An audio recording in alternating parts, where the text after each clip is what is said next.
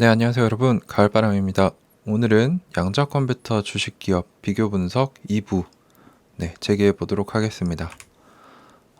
제가 1부에서 잘못 말씀드렸던 점이 있었는데, 제가 인텔을 여기 아마 포함을 시켰을 거예요. 근데 인텔을 누락했었더라고요. 그래서 오늘은 인텔, 마이크로소프트, D-Wave, 리게티, 허니웰, 그리고 대망의 아이온큐까지 남은 6개의 기업들에 대해서 한번 소개를 드리고 비교 분석해 보도록 하겠습니다. 우선 첫 번째로 인텔입니다.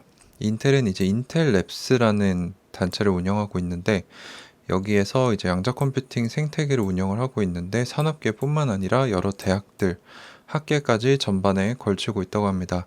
그래서 현재는 49개 큐비츠 초전도 방식을 씁니다. 이건 일부에서도 설명을 드렸어요. 그래서 49개의 초전도 큐비츠를 가진 3세대 탱글레이크라는 이름을 가진 양자 프로세서 개발을 완료했고, 현재 이거를 활용을 해서 자연현상 시뮬레이션, 그리고 뭐 슈퍼컴퓨터에서 오래 걸리는 문제들에 대한 신속한 답변을 제공하고 있다고 합니다. 그래서 활용 분야는 뭐 유전의학, 천체물리학, 환경문제 등 다양한 분야에서 획기적인 발전을 이룰 것으로 기대된다 라는 말을 써놨더라고요. 그리고 현재 50밀리언 달러를 투자해서, 이게 한 600억 원 정도 됩니다. 큐테크라는 곳을 비롯하여서 토론토 대학, 시카고 대학 등과 함께 공동 연구 중이라고 합니다. 그리고 인텔의 좀 특이한 점은, 이런 초전도 방법을 가지고 지금 양자 컴퓨터를 냈지만 스핀 큐비트라는 새로운 개념에 대해 연구하고 있습니다. 이게 뭐냐면은 마이크로웨이브 파동으로 인해서 조절할 수 있는 이제 실리콘의 단일 전자를 뭐 회전시킨다고 해요. 정확한 기술은 저도 잘 모르겠는데, 이런 실리콘의 단일 전자를 회전시킬 수 있도록 마이크로웨이브 파동을 사용하는 전혀 새로운 접근 방식인 스핀 큐비트를 연구하고 테스트 중이라고 합니다.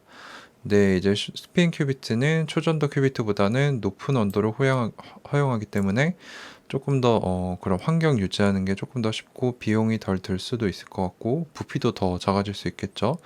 그리고 이제 초전도 큐비트보다 장기간 상태 유지가 용이하기 때문에, 그리고 사이즈 자체도 작아질 수 있기 때문에 장점이 많다고 합니다. 그래서 이제 초전도 큐비트보다 조금 더 진보된 기술이라고 볼 수 있을 것 같은데, 아직은 연구 테스트 중이기 때문에 양산품이 나와봐야 알 수 있을 것 같아요. 그래서 초전도 큐비츠라는 면에서 여기서 이제 진보된 스핀 큐비츠를 연구 중이다. 그래서 이 부분이 좀 매력적인 것으로 보이고요.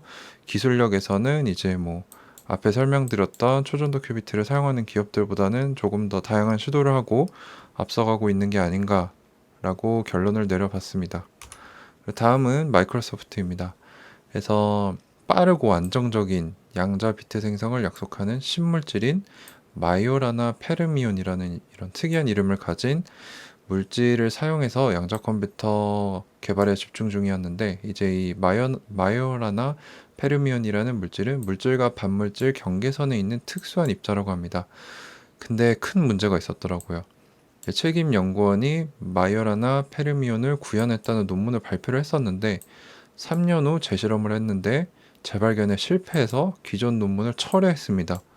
즉, 마이크로소프트가 양자 컴퓨터에서 경쟁 우위를 점하려고 했던 계획에 차질이 발생을 했고, 다시 처음부터 재시작해야 하는 상황에 놓였다고 합니다. 그래서 마이크로소프트는 거의 나가리라고 보면 될 것 같습니다.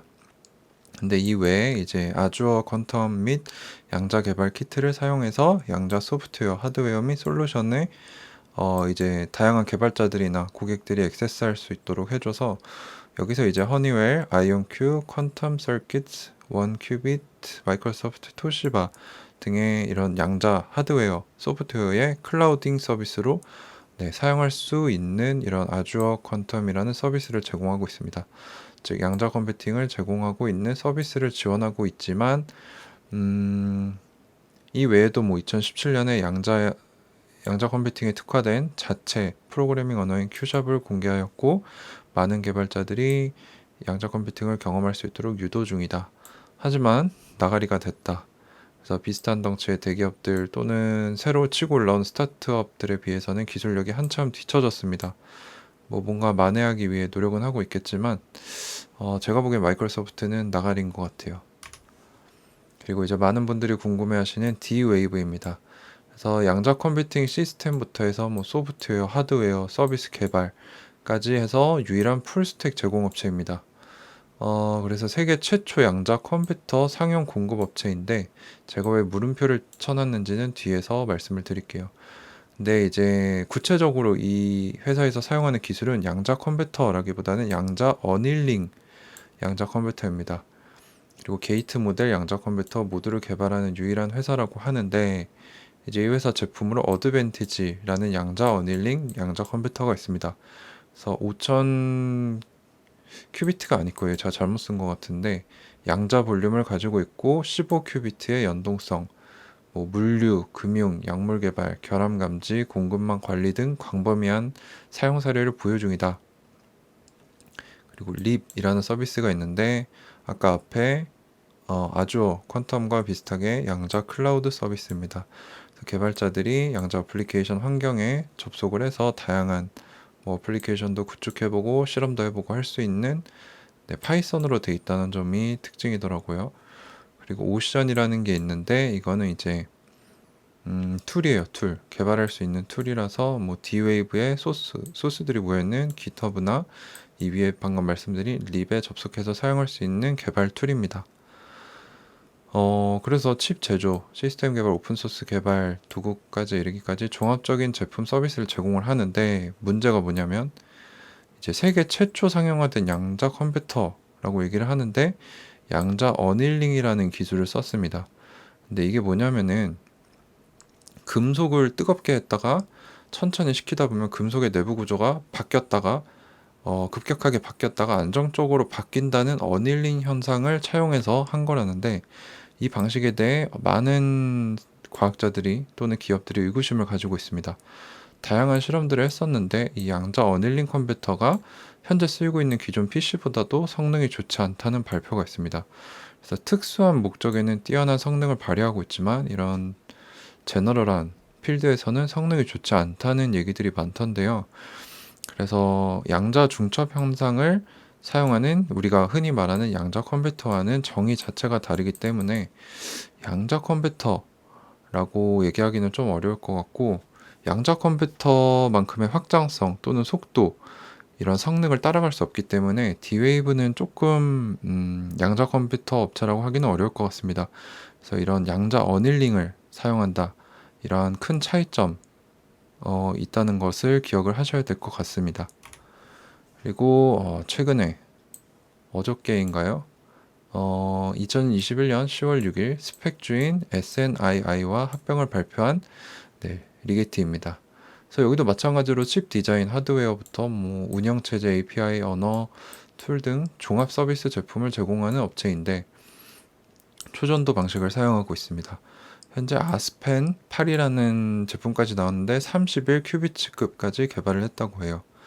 그래서 순수 양자 이런 컴퓨터 비즈니스만 하는 업체이면서 풀스택 이제 뭐 풀스택 원래 의미는 화면 프론트 엔드부터 DB 데이터베이스 백엔드까지 모든 소프트웨어 분야를 포함하다라는 뜻인데 여기서 이제 전체적인 걸 다 한다 이런 뜻입니다. 이것뿐만 아니라 모듈로 돼 있기 때문에 이 프로세서들이 모듈로 이렇게 돼 있어요. 그래서 확장성이 있는 이런 장점을 가진 업체라고 합니다. 그래서 이 리게티의 특징은 이제 모듈러 시스템 아키텍처예요. 그래서 기존의 다른 업체들은 이 양자 프로세서 칩들은 이렇게 하나로 크게 퉁 이렇게 있다고 하는데 얘네는 이렇게 같은 모양을 가진 타일들을 여러 개를 합쳐서 확장성을 쉽게 제조해서 확장할 수 있다고 합니다. 그래서 이게 아마 빠르고 강력한 확장성이 리게티의 가장 큰 장점인 것 같고 양자 컴퓨터 종합 서비스 제품 제공 업체라는 점은 매력인데 확장성도 좋다는 것도 매력이지만 여전히 저 개인적으로는 약간 초전도 방식의 회의적이기 때문에 저한테는 이제 초전도 큐비트 방식을 사용한다는 한계점이 존재한다고 볼 수 있겠습니다. 그리고 이제 허니웰 이건 또 한국에 많이 안 알려졌더라고요. 그래서 허니웰 자체는 이제 뭐 다양한 상용 소비자 제품 엔지니어링 서비스 에어로스페이스죠. 항공 우주 시스템 개발하는 미국의 다국적 복합 기업인데 포춘 100대 기업 안에 드는 연매출 50조 원의 엄청난 거대 기업입니다. 근데 이 중에 이제 자회사라고 해야 될까요? 허니웰 퀀텀 솔루션스라는 이 회사가 이제 양자 컴퓨팅에 집중을 하고 있어요. 근데 이 회사가 이제 유일하게 아이온큐와 마찬가지로 이온 트랩 방식을 사용하고 있습니다. 근데 이온 트랩 방식이 이제 다른 뭐 초전도 방식 이런 것에 비해서는 동일한 큐비츠를 제조하고 제어하기가 더 쉽다고 합니다. 그래서 이온 트랩 양자 컴퓨터는 양자 정보를 유지하기 위해 이온을 사용하는데 전자기장을 사용해서 이온을 포착한다. 이게 트랩이 그래서 나온 겁니다. 그래서 포착을 해서 마이크로파 신호 또는 레이저를 사용해서 이 이온을 조작 및 정보를 인코딩한다. 그래서 허니웰의 특징은 이제 올해 3월 시스템 모델 H1이 512 양자 볼륨을 달성했다고 발표했습니다. 저는 맨 처음에 이 양자 볼륨을 큐비츠랑 헷갈려서 500이 넘는 큐비츠 제품이 나왔다고 라고 하면서 제가 한참을 찾았는데 이제 큐죠. 큐비츠와 양자 볼륨은 다른 개념입니다. 그래서 양자 볼륨은 여기다가도 적었는데 기능, 오류율 측정 단위로서 큐비츠와는 좀 다른 개념이 있더라고요. 그래서 뭐 보니까 오류율이 낮은 게 장점인 것 같습니다. 그래서 현재 상용 양자 컴퓨터 중 가장 많은 양자 볼륨을 가지는데 첫 상용 기술을 1년 전에 낸 후에 8배, 그리고 작년 6월 이후로 9개월 만에 4배입니다. 4배를 향상시켰다. 그리고 실제 큐비츠는 10 정도이다. 근데 큐비츠는 좀 적지만 오류율이 상당히 낮다라는 게 이제 허니웰의 특징인 것 같습니다. 그리고 마지막으로 제가 이제 큰 비중으로 투자하고 있는 아이온큐입니다.